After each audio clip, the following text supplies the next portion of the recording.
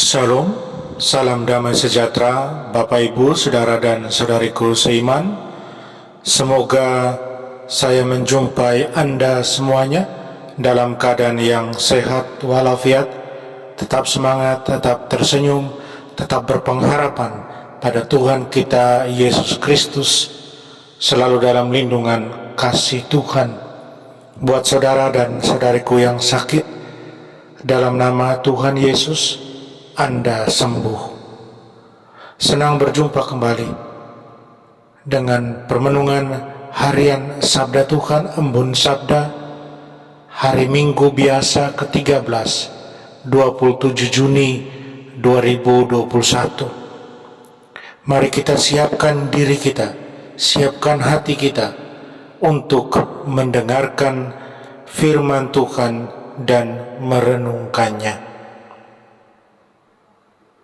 Tuhan sertamu dan sertamu juga. Inilah Injil Yesus Kristus karangan Santo Markus. Dimuliakanlah Tuhan. Sekali peristiwa, setelah Yesus menyeberang dengan perahu, datanglah orang banyak berbondong-bondong lalu mengerumuni dia. Ketika Yesus masih berada di tepi danau, maka datanglah seorang kepala rumah ibadat yang bernama Yairus. Ketika ia melihat Yesus, tersungkurlah Yairus di depan kakinya. Dengan sangat ia memohon kepadanya, "Anakku perempuan sedang sakit, hampir mati. Datanglah kiranya dan letakkanlah tanganmu atasnya, supaya ia selamat dan tetap hidup." Lalu pergilah Yesus dengan orang itu. Orang banyak berbondong-bondong mengikuti dia dan berdesak-desakan di dekatnya. Adalah di situ seorang perempuan yang sudah 12 tahun lamanya menderita pendarahan. Ia telah berulang-ulang diobati oleh berbagai tabib, sampai habislah semua yang ada padanya. Namun sama sekali tidak ada faedahnya.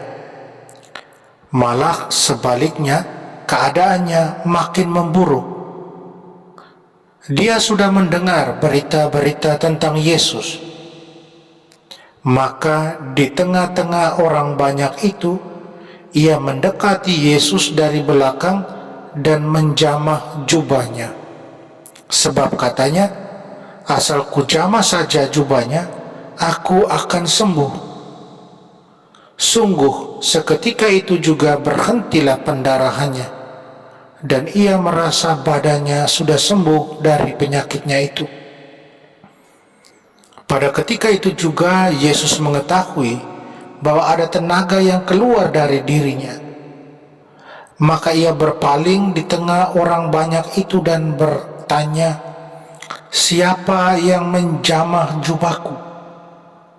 Murid-murid menjawab, "Engkau melihat sendiri bagaimana orang-orang ini berdesak-desakan di dekatmu. Bagaimana mungkin engkau bertanya, 'Siapa yang menjamah aku?'" Lalu Yesus memandang sekelilingnya untuk melihat siapa yang telah melakukan hal itu. Maka perempuan tadi menjadi takut dan gemetar sejak ia mengetahui apa yang telah terjadi atas dirinya. Maka ia tampil dan tersungkur di depan Yesus. Dengan tulus ia memberitahukan segala sesuatu kepada Yesus. Maka kata Yesus kepada perempuan itu, "Hai anakku, imanmu telah menyelamatkan engkau. Pergilah dengan selamat dan sembuhlah dari penyakitmu." Ketika Yesus masih berbicara, datanglah orang dari keluarga kepala rumah ibadat itu dan berkata, "Anakmu sudah mati. Apa perlunya lagi engkau menyusahkan guru?" Tetapi Yesus tidak menghiraukan perkataan mereka dan berkata kepada kepala rumah ibadat, "Jangan takut, percaya saja. Lalu Yesus tidak memperbolehkan seorang pun ikut serta, kecuali Petrus, Yakobus, dan Yohanes, saudara Yakobus. Dan tibalah mereka di rumah kepala rumah ibadat, dan di sana Yesus melihat orang-orang ribut, menangis, dan meratap.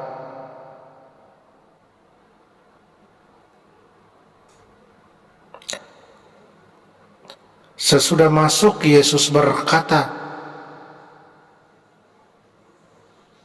kepada orang-orang itu, "Mengapa kamu ribut dan menangis? Anak ini tidak mati tetapi tidur." Tetapi mereka menertawakan dia. Maka Yesus menyuruh semua orang itu keluar. Lalu ia membawa ayah dan ibu anak itu dan mereka yang bersama-sama dengan Yesus masuk ke dalam kamar anak itu. Lalu Yesus memegang tangan anak itu seraya berkata, "Talita kum," yang berarti, "Hai anak, aku berkata kepadamu, bangunlah." Seketika itu juga anak itu bangkit berdiri dan berjalan, sebab umurnya sudah 12 tahun. Semua orang yang hadir sangat takjub. Dengan sangat Yesus berpesan kepada mereka supaya jangan seorang pun mengetahui hal itu. Lalu Yesus menyuruh mereka memberi anak itu makan. Demikianlah Injil Tuhan. Terpujilah Kristus. Saudara-saudariku seiman, saya ajak Anda merenungkan, percaya saja, Allah kita selalu mau kehidupan, bukan kematian. Usahakan selalu hidup bagi Allah. Allah kita adalah Allah yang selalu mau yang terbaik buat umat yang dikasihinya. Allah kita selalu mau kehidupan. Allah kita adalah Allah yang penuh cinta. Allah yang selalu mencintai kita. Allah kita sumber kehidupan. Kehidupan yang sekarang dan kehidupan yang akan datang. Kehidupan kekal. Pemahaman akan Allah adalah sumber kehidupan. Iman kita akan Allah yang adalah sumber kehidupan selalu ditunjukkan oleh Tuhan Yesus dalam setiap pekerjaan yang dia lakukan ketika dia hidup di dunia. Semua mujizat yang Tuhan Yesus buat, Allah sumber kehidupan selalu nyata. Mengapa demikian? Karena Yesus mau mengajak setiap orang yang percaya kepadanya memiliki hidup dan bukan mati. Saudara dan saudariku seiman dalam Tuhan Yesus, dalam bacaan pertama kitab kebijaksanaan, kita diajak untuk merenungkan tentang hidup. Kita mendengar bahwa maut tidak dibuat oleh Allah. Dan Allah pun tidak bergembira karena yang hidup musnah lenyap. Pertanyaannya, mengapa tidak sedikit dari kita bukannya memilih bahagia dalam keterikatan dengan kasih Allah, melainkan justru kita lebih memilih perbuatan dosa yang jelas akan berakibat pada kematian kekal? Apakah perbuatan yang kita pilih dan hasilkan itu karena kelemahan kita, ataukah adanya godaan kuat dari roh jahat untuk menghancurkan kita, manusia yang dikasihinya, dikasihi Allah? Saudara dan saudariku, bila kita memeriksa diri, tentu kita masing-masing akan menemukan apa saja yang menjadi kelemahan, di samping beberapa kekuatan tentunya. Kelemahan itu misalnya rasa malas, mudah iri hati, tidak jujur, suka berbohong, ataupun kebiasaan-kebiasaan buruk. Atau dapat juga berupa satu sakit penyakit. Semuanya ini melemahkan kita. atau lebih dari itu menjauhkan kita dari Allah yang adalah sumber kehidupan dan sumber cinta itu. Saudara dan saudariku seiman dalam Tuhan Yesus, dalam Injil hari ini Yesus kembali tampil sebagai pribadi pencinta dan pembawa kehidupan. Yesus tunjukkan Allah yang adalah sumber kehidupan itu.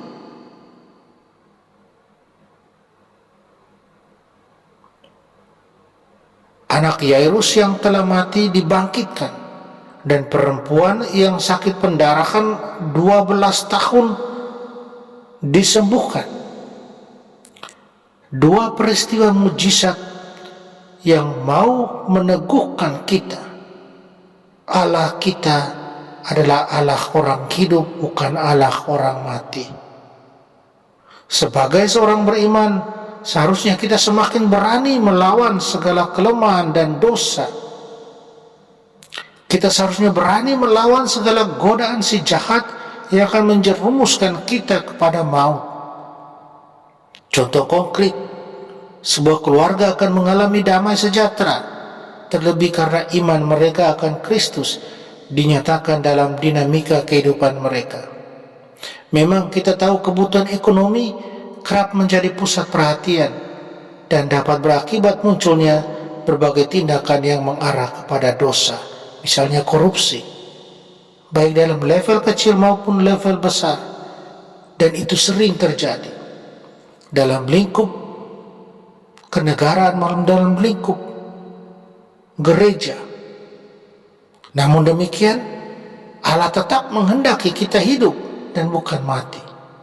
Maka saudara dan saudariku seiman dalam Tuhan, baiklah kita melakukan pertobatan dan perbaikan diri. Langkah yang perlu kita mulai adalah memperkuat iman kita. Mari kita berjuang agar kita sungguh hidup dalam iman kita akan Allah yang adalah sumber kehidupan, sumber cinta, yang selalu mau yang terbaik buat kita umat yang dikasihinya. Amin. Semoga. Mari kita mohon kekuatan dari Tuhan. Kita berdoa. Ya Allah, Engkau telah mengutus putramu untuk memberi hidup baru bagi kami. Kami mohon, bangkitkanlah iman kami agar memiliki keberanian untuk berbagi hidup dan talenta kami kepada sanak saudara-saudari kami yang berkekurangan. Tolonglah kami, bantulah kami. Amin. Mari kita mohon berkat Tuhan.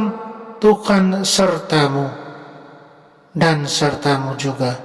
Semoga kita sekalian, semua orang yang kita sayangi, segala usaha dan kerja kita dibimbing, diberkati oleh Allah yang Maha Kuasa, Bapa dan Putra dan Roh Kudus. Amin.